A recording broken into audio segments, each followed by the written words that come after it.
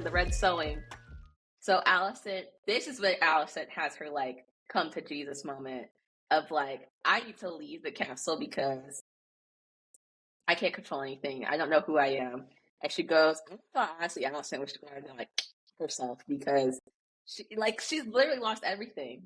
Like, and her father's still nowhere to be found, which is very interesting considering the sneak peek we get for next season. But yeah, it's very interesting. Aemon is even trying to get his sister to ride a dragon. What's her name again? I keep forgetting her lovely name. Helena or Helena? How maybe too, and I don't know which one to say now. Yeah, I think either works. I can't remember how they pronounce it. I think it might be Helena. I think so. It's Helena. Yeah, it's probably easier for him to say.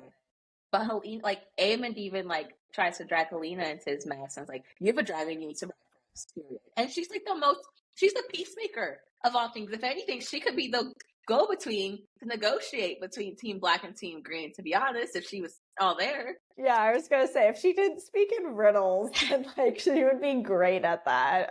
But as she is now, I think everyone would just be like, "Wait, what?" But this is like one of the most powerful moments for Helena when Aemon. Oh wait, this is kind of after that. But like, basically, Aemon tries to get her alone when Allison is off on her spiritual journey, and it's like, dude, I need you. Like, I'm going to grovel. I need you. And then she just predicts his death in front of her. That is the most epic badass scene from Helena. You're literally telling your brother straight up that all of his plans right now are for naught because I've seen you die.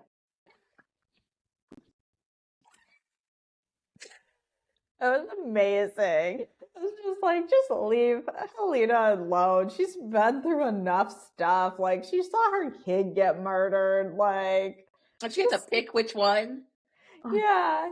It's just like, just leave her alone. It's like, she's not gonna be a good dragon rider. She's not gonna burn down a place. Like, let's be realistic here.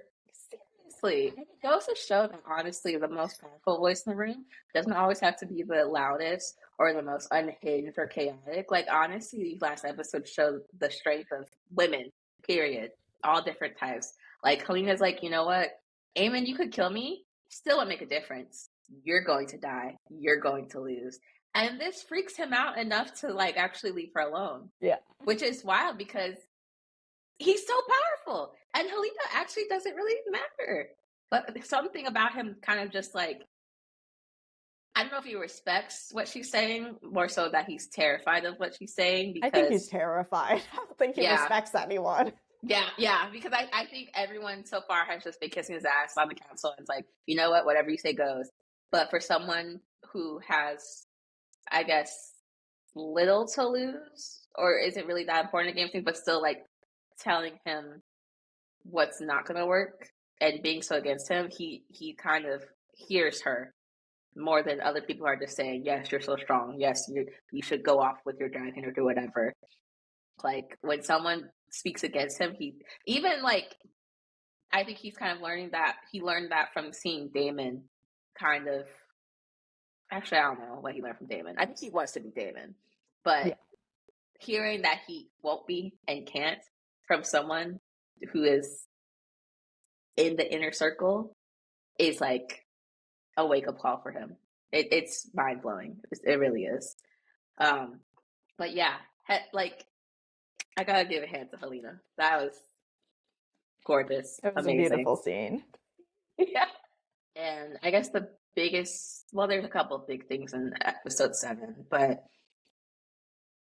Damon's freaking witch lady, what's her name? Alice. Alice is like, you're ready now. Like, she's like, I've tormented you with weird dreams enough at this point. You've tormented all of us, bro. Like, we didn't ask for this. One episode was enough. Like, but yeah. This whole season. Yeah, I feel like honestly the writers were just kind of stalling there because they're like, okay, we know Daemon can't really assemble his army until the end of the season. We gotta do something with him. Um, But we and didn't that's the realize route they that. At least decided. I didn't realize that. I mean, because I haven't read the book yet, so I'm just like, okay, we got one, maybe two dragon scenes, fights, but like, why do we have to get like 50 episodes of Damon tripping on whatever Alice's magic potion is? Like, Yeah, honestly, I think the writers were just trying to kind of do character development, but also just kind of stalling there, honestly, since we didn't need that much of that. no. If anything, like, I think they relied too much that Damon is a fan favorite, so we wouldn't have been mad about seeing him as often as we did. But I'm just like, you stalled so hard that we're all just confused. Like, Damon's scenes started being skippable at some Yeah, point, you I know? totally agree. And they could have done a lot more interesting stuff there. Like we know the Lords of the Riverlands are like they don't really want to support him. They even say at one point, like right to his face, like you killed a baby. Like we don't want to be part of that. So there, I think, was a much better opportunity to do like some political intrigue in the Riverlands there, rather than just to have him go crazy for like, I was gonna say half the season, but it was definitely more than that. Like It was like pretty much most of the season. most of the season. Yeah. Yeah. And Um. like whenever he woke up out of his reverie, like he just seems to do more damage. And again, therapy, guys. Yes. Like, that's what Yes. Damon needed. I guess that's what the dreams and stuff were, just kind of Yeah, I guess Alice, reminding or him. it's hard to say if Alice is causing these dreams or if it's Harrenhal, the castle itself, because it's haunted and has like a whole reputation. But whatever's going on there, it's messing with Damon. I want to blame everything. Like, I really do. Um, but this is also where he starts to get, I guess, some resolution. Like he fucks his mom, which is weird, but I guess Yeah, it was very weird. But that's like a also they're Targaryen thing, Targaryens. right? Yeah. You know what? The inbreeding is real. I mean, the royal family in the UK did it, so I guess it's just I don't know what that was. We didn't need it, but I guess it just shows another level of Damon's fucked upness. You know, like maybe he felt more loved by his mother, or maybe he felt no love from his mother, and that's like why he had that dream or whatever. And like I should have been the favorite, but I was the second born, so I've been like glossed over my whole life. I'm just making a bunch of shit up that might have been in the writers' room whiteboard, but I don't know. We'll never really know. Right. Yeah. So it's kind of what it sounded like, since at some point they said, oh, it's sad you never knew your mother. So I don't know if his mom died in childbirth or when he was young or like what, but it's kind of like, okay, Damon, sorry you weren't the favorite. Like, Yeah, or like maybe it's like it's making a statement on the absence of a mother's love. Kind of like, I mean, Allison straight up is a terrible mother and gave her children no love, and look who she produced, you know? Um, while Rhaenyra's dad and mother loved her so much, and even though she's not queen, she's still got pretty good head on her shoulders and is yeah. going after what she thinks is right, but also not going full throttle, just setting dragons to Dragonstone and lighting everyone on fire. So she has restraint, some intelligence, and loyalty and honor. So maybe that's just a statement on like the power of a mother's love. I don't know. I'm gonna give it to the writers because they only had directions to fluff fill something. So, but I think the coolest dream that we got finally, I mean, besides, you know, Viserys forgiving him or him forgive, I don't know, him getting along with Viserys was like, even though he cuts off Rhaenyra's head when she was younger, later on we see that in his dreams that he's like, you know what, you're actually the real rightful queen, because he gets that vision from Alice who's saying you're ready to realize that you are just a cog. You are, it goes back to what Kamala Harris said. It's like, you think you just fell out of a coconut tree? You belong in the context of all that came before you. Damon, you are not as important as you think you are. There are way more important things after you that are going to happen, and you need to get your ducks in a row and fall in line right now. I thought that was the cool. That's how I related to it. Gets that mission, he's like, oh, holy shit. And he's like, okay, yeah. And he's like, oh, Rhaenyra, I saw some shit. I saw some weird shit. Like, yeah, Rhaenyra. I'll listen now, I promise. Like, I felt like I was in a movie theater when I saw that vision. And yeah, like that vision was really good. Oh my god. And that was how they tied it to Game of Thrones too, because it was like just seeing Daenerys and you were like immediately Queen of Dragons, you know? And it's just like amazing. And even though Daemon basically saw his death, he saw what comes after that. And he's like, there's a bigger purpose in life than me just wanting the throne. And I guess that like, shocked them to the senses. Amazing. He finally figured out, he's like, oh, I'm not the main character here. Main character vibes done. I'm not even like a secondary character. Like, I'm a footnote in the real House of Targaryen lore. Like, oh, that's a bit, I mean, I guess it was worth the wait to get that vision. Yeah, but maybe not as long of a wait. Yeah, we didn't have to do that many visions. We could have done other stuff. Like, that vision was really good. I think like some of the ones with Rhaenyra were good, and then like the other ones I was like, we don't really need that. Honestly. But I think I did like seeing the old actors when they were kids kind of come yeah in. And it made you feel it kind of helped you fall back in love with the whole series again. Like, oh yeah, we remember that. Those were good times. And oh shit, this is how he really feels. And you know, Alice kind of jump starting. So in the end, it kind of shows like character growth, but also cheating. Because if Daemon hadn't gotten that vision, do you think he would actually be on Rhaenyra's side right now? No, I don't think so. I think he's just so self-interested. I think he was going to take the army and try to fight for himself to become king. Mm-hmm. Because when that young guy became, oh god, his grandpa died, and he was like, Oscar Tully. Yeah, the Tully, and he was like basically kind of uniting everybody and whipping that guy who technically Daemon told him, go and destroy the small folk, get them on my side. But when Tully was like, you know what, I hate you, Daemon, but I'm going to do this for Rhaenyra, I feel like Daemon could have actually just killed Tully and a show of strength and been like, yeah, I'm going to take the rest of you guys. You're going to be on my team, or you're going to be dead. But I think he tried to do that with the Brackens a few episodes before, since he was like, okay, fire and death, or join me, and they chose fire and death. So he learned something. I think he was stunned. He was just like, I didn't think that they'd want to die so quickly. So funny. It's like, David, what do they actually have to live for? They're like small folk who are starving. Like, you think they really care about who's sitting on the throne when their lives are shit? Like, yeah, but like the nobles don't think about that. They're not like, they don't have that perspective. They're like, of course everyone cares who's on the Iron Throne, and the small folk are literally like, we are starving to death.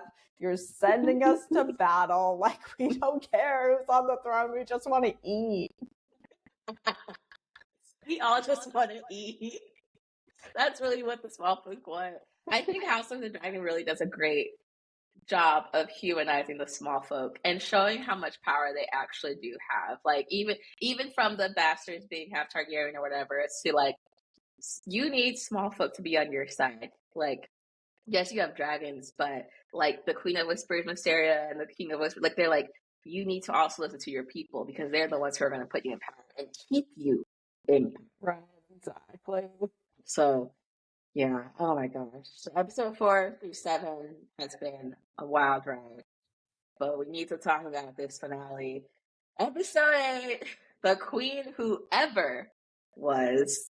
Yeah, this was just not a good finale episode. It felt like an episode you'd have before a finale because we ended on a bunch of cliffhangers and it's like, oh shit, like I'm ramped up for stuff to happen. And that's like, and we're done for this season. See you in like 2 years, guys. Like, what? Seriously, I would have rather it end with some huge cliffhanger of someone dying or like the dragons mid-fight than this just Yeah, this was not a good deflating of a finale balloon. episode. Yeah, Yeah. exactly. Like you built up so much and then it was like nothing.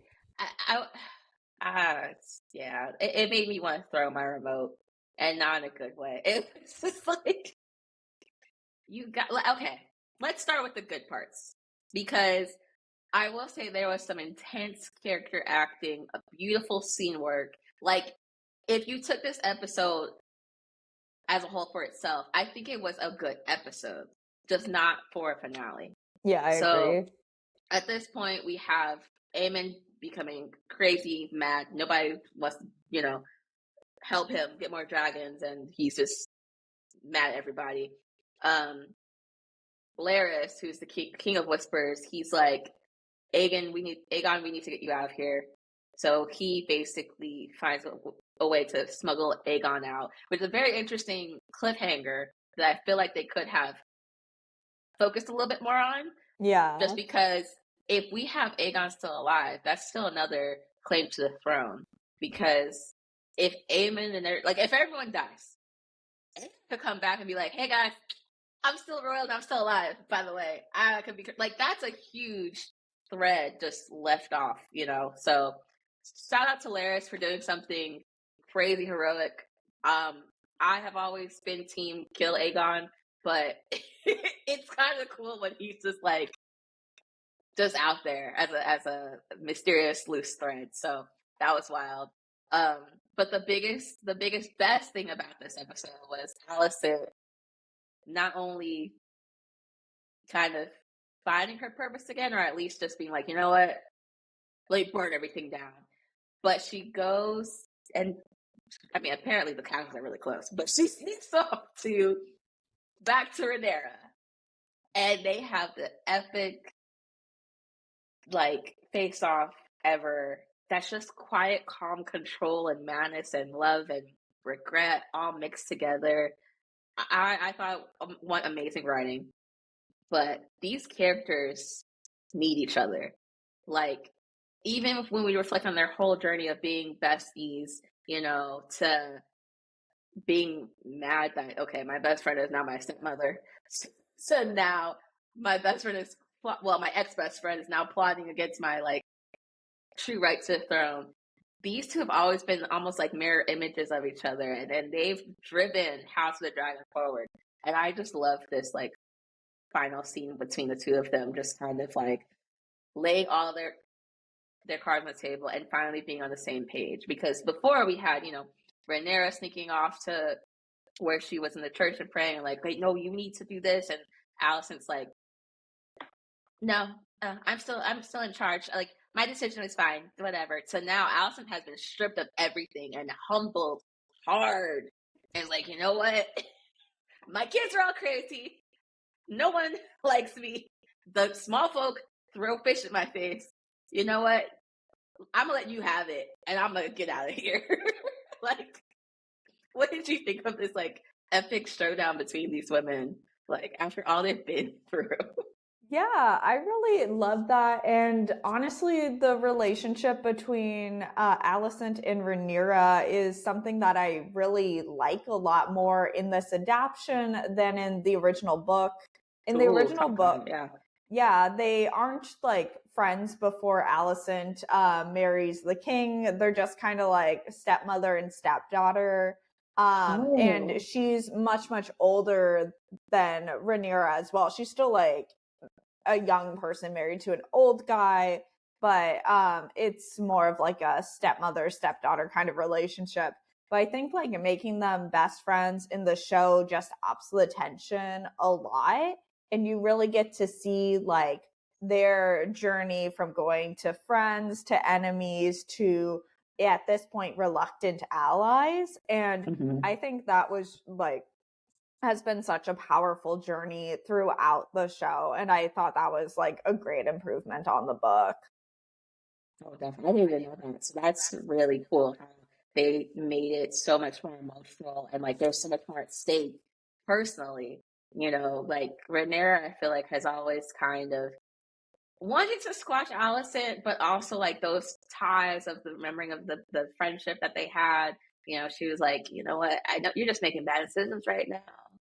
I feel sorry for you, son, but I'm, you know, and Alicent's just, I mean, overall, Alicent was blinded by one, her father in the series at least, by him forcing her to be with Viserys and forcing her to be queen and all that stuff. And so I think Alicent, bless her soul, she's been corrupted since she had no chance, really. And so she thought with every step and manipulation that she was doing the right thing.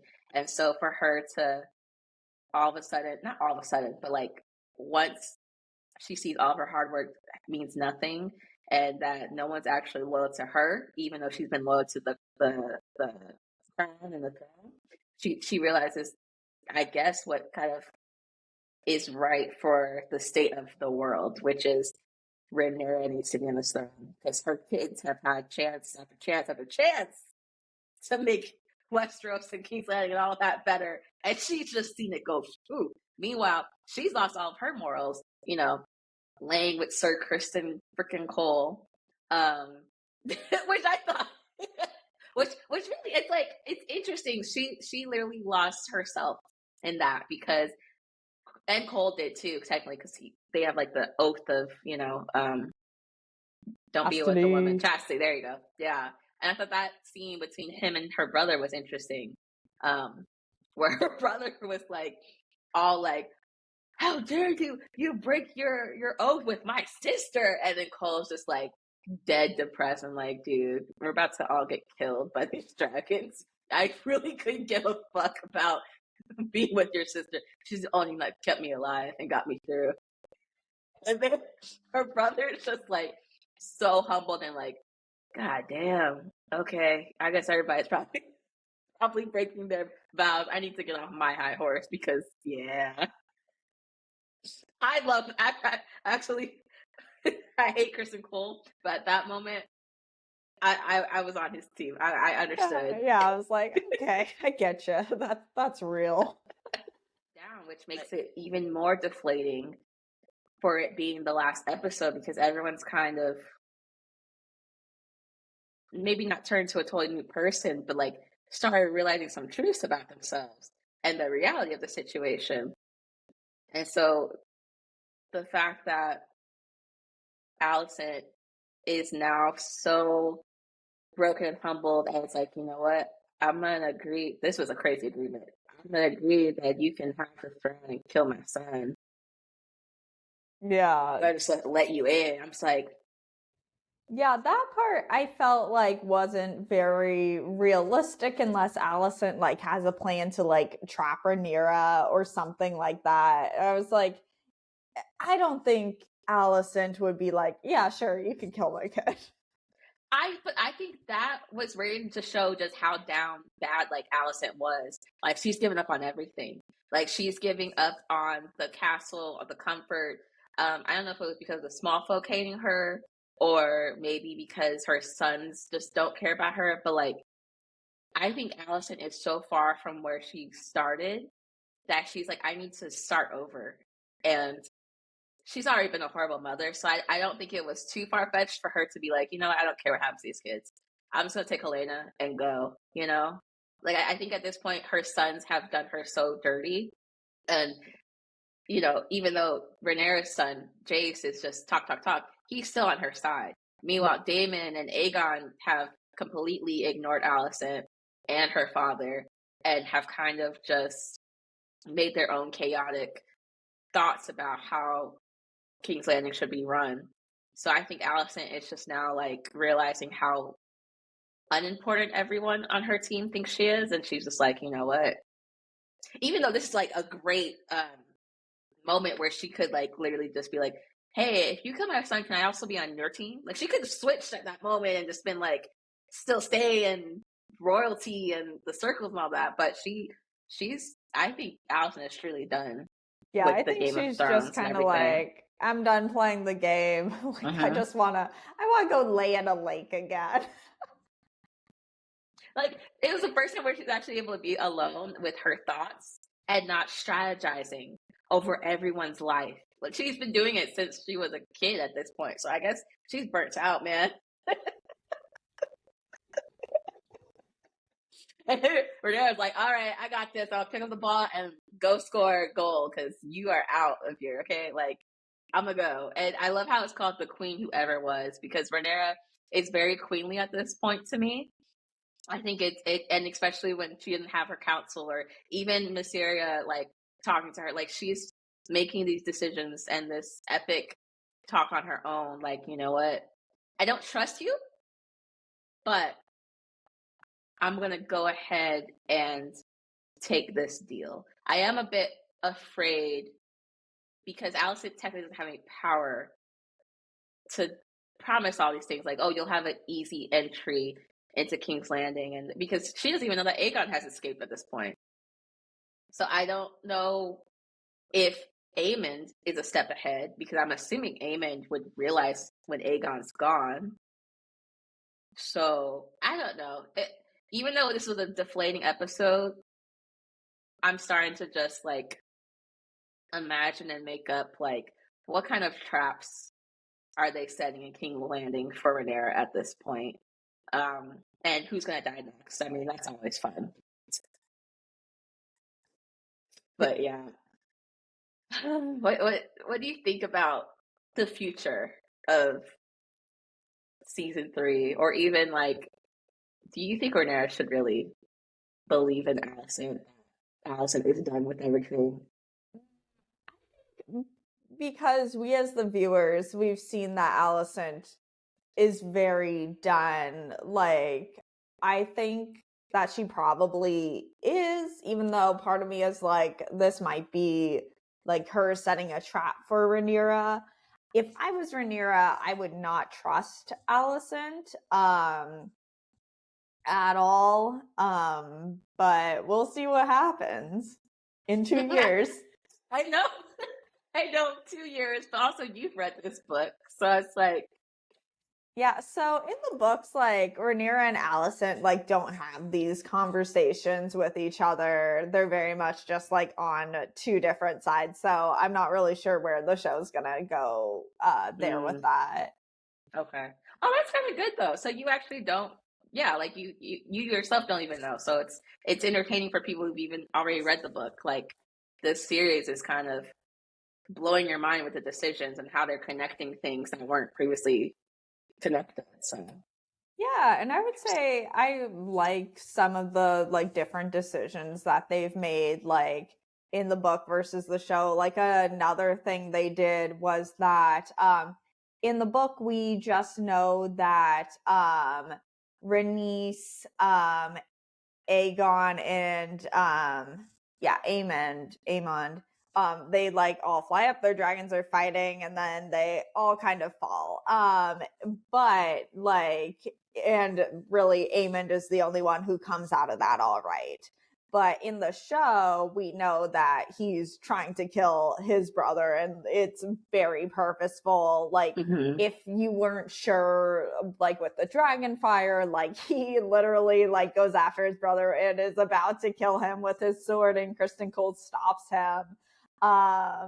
So that was like another departure from the books that like I really liked, and it really showed that Aemond is like, yeah, I'm going to seize power here, and I am going to become regent and hopefully king.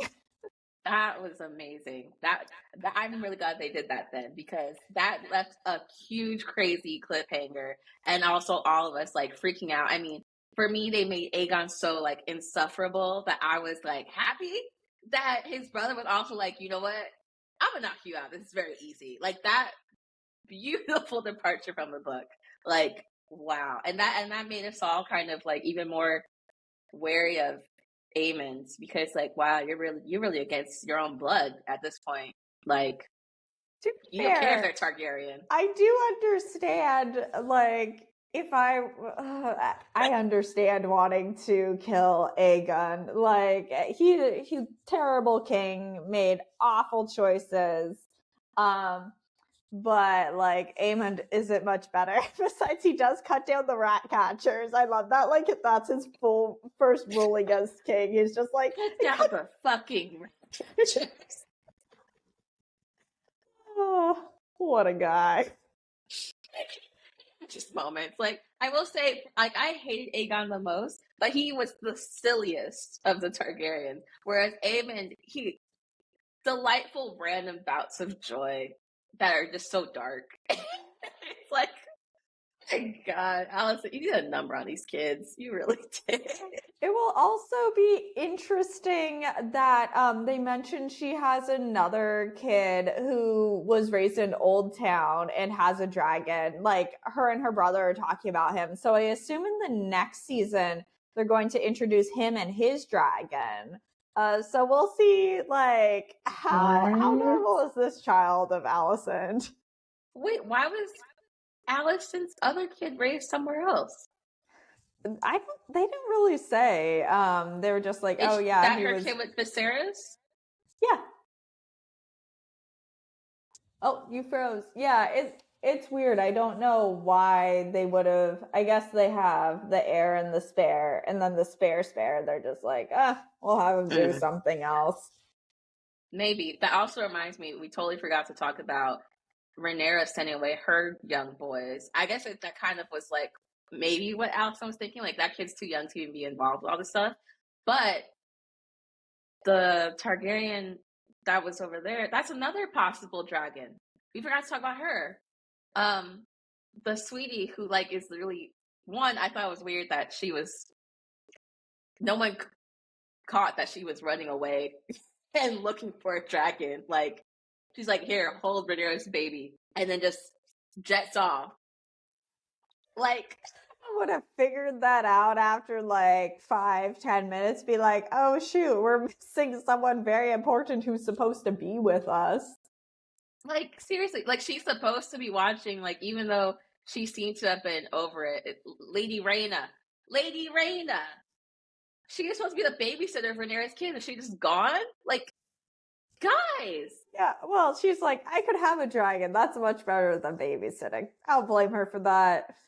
So has she like just always been wanting a dragon this whole season? Because I got that she was very reluctant to just like be the baby caretaker and not, but I didn't really feel like she was missing on a dragon until this kind of last episode where she's like running around Scotland looking for a dragon. So she originally was going to take her mother's dragon after her mom died in childbirth, who is now Aemon's dragon. Like the huge dragon. So this was in season 1, and then Aemond steals that dragon, and then like I forget if it was Luke or Jace, like cuts his eye out. Yeah, so, it was Luke, because then Aemond kills Luke later. Right, and then yeah. So she has been wanting a dragon for a while and has just never had a dragon. Oh, I see. Okay. Wow, I didn't even like make that connection. Because in my mind, I was like, okay, Bela has a dragon, but she also gives me more Dragon Rider vibes. You know, like she's like, I am fire and blood, and Corlys, stop whining. Your wife would want you to be the hand, and all. Like she just gives badass vibes. Whereas Rhaena just felt kind of like Helena's counterpart. Yeah. Like she's important, she's there, but she's not gonna like change the game. So I thought that was interesting, but now it makes sense. What her mother was actually, that's wild. I did not know that she was actually Varys's original Dragon Rider. Wow, that makes it personal. Okay, well, I hope Rhaena doesn't get killed by the dragon. This point, I don't know. I personally, as a dragon, for you to be that desperate, it just reminds me of the night. Like I'm not gonna respect you for just seeking me out like that. But this is a wild. Probably depends on the dragon. That's fair. The dragons all have their own personalities, so yeah. But shout out to Raina for giving us another lukewarm cliffhanger, because I think we all know what's going to happen there. Yeah, basically, Team Black is on top right now. Team Green is unraveling as we speak, and in 2 years, hopefully, we get season 3. Predictions for who's going to get killed next. Well, I'm trying to think of. I can think of a few people who die, but a lot of them I don't think will happen until season 4. Actually, I can think of a lot of people who die. Wow. Because we got a green light for until season 4, right? They're going to end at season 4. Yeah, that's what I was hearing. But I guess I could say like quite a few like main players died like near the end. Oh, near the end. Okay, so I get another season out of them. Okay. But Yeah. still, oh god. Maybe no, I'm gonna not read the Fire and Blood book until this series actually ends. Yeah. Fair. So I'm gonna spoil it for myself. No, now I just feel like it's either Rhaenyra or Alicent. And then I guess this is like technically how the Targaryens started and ended Yeah, as a so bloodline. yeah, this battle, it's pretty much like, or this show, I guess, is pretty much like how all the dragons, or at least enough of the dragons, died to eventually cause the dragons to go extinct by the time we got to Game of Thrones. This is history. This is history. Westerosi history.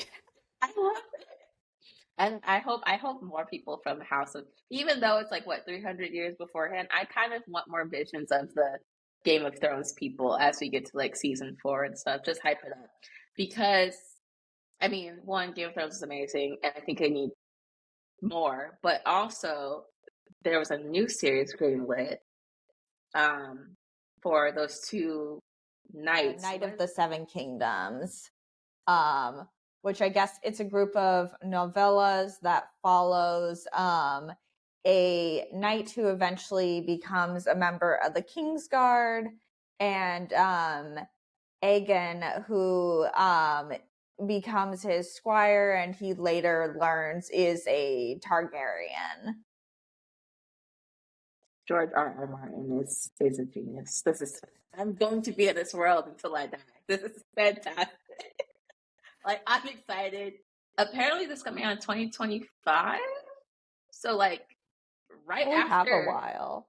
Oh, I guess that's pretty. Oh, that's pretty next soon. year. Yeah, it is like halfway through this year. Yeah, so it's kind of like as House of the Dragon is wrapping up, A Knight of the Seven Kingdoms is going to come in. So we won't be like dying for more dragon. Well, do you think? I don't know. I don't know if there's dragons in this one. Yeah, I don't know off the top of my head where in the timeline like this series takes place. So I don't know if the dragons are still alive or not. Have you read these novellas at all? I haven't yet. That's like the one Game of Thrones Westeros book I haven't read yet. So I have it on Libby now. Nice. Oh, okay. So you're gonna read it before the series comes out? Yeah, I probably will before the series comes out. I usually like to read the book first and then do watch the series, except for Game of Thrones. I actually watched, I think, the first 3 seasons first and then did the books. And that helped me just because there's so many names. So I could put like a face to the name. And that helped me with the books. Yeah, that's fair. Honestly, I think I originally would read the books before movies, but when it's a world that's this complex and huge, it helps having the show to actually give you a visual face and everything, and be able to like keep up with the strategy. So that's why I'm so happy to be reading the Game of Thrones books while watching the show. It's just so rich and so much to catch up with. So yeah, I'll probably just wait till Knight of the Kings comes out before I read but also I have Fire and Blood to catch up on after Game of Thrones. It's going to be so much reading this year. Like, I love it. I'm in love with it. Oh, amazing. Well, that covers the finale of House of the Dragon.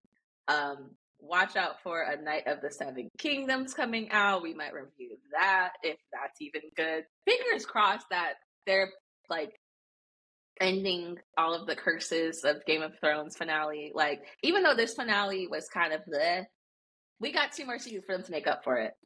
Yeah, And we know that the exactly. battle's coming, right? Like, Yeah. it was kind of badass seeing how many people are gathering and marching on to have an epic battle proportions. So we're going to be spoiled for sure. Yeah. Yeah, I'm excited. I'm excited. Even though we have to wait 2 years, I'm excited. We'll see where this podcast is at in 2 years. Maybe it'll be on hiatus until then, and then we'll be like, remember us. Yeah, we only talk about House of Dragons now. This is the House of Dragon podcast. Like, I told you guys, I'm so obsessed with TV. I really am. Who knows? This might turn into something just TV obsessed. Who knows? But thank you so much again, Jackie, for coming back and covering this world of dragons and betrayals and mystery and love and everything. Like, this has been so fun covering with you. Yes, thank you so much for having me. Yes, and I hope you guys enjoyed as well. Tell us your predictions for season 3. You know, who's gonna die next? Who's gonna win the battle? You know, are we gonna get more dragons? Like, more Targaryens? Probably more bastards, but like, who knows? You know, if you've read the book, try not to spoil it for the rest of us. But yeah, give us your predictions and let us know. And that wraps up for another episode of the Bad Millennial Podcast. Thanks again for listening. Be sure to subscribe, rate, review, and we'll catch you next time. Thank you again, Jackie. Yes, thank you. Bye.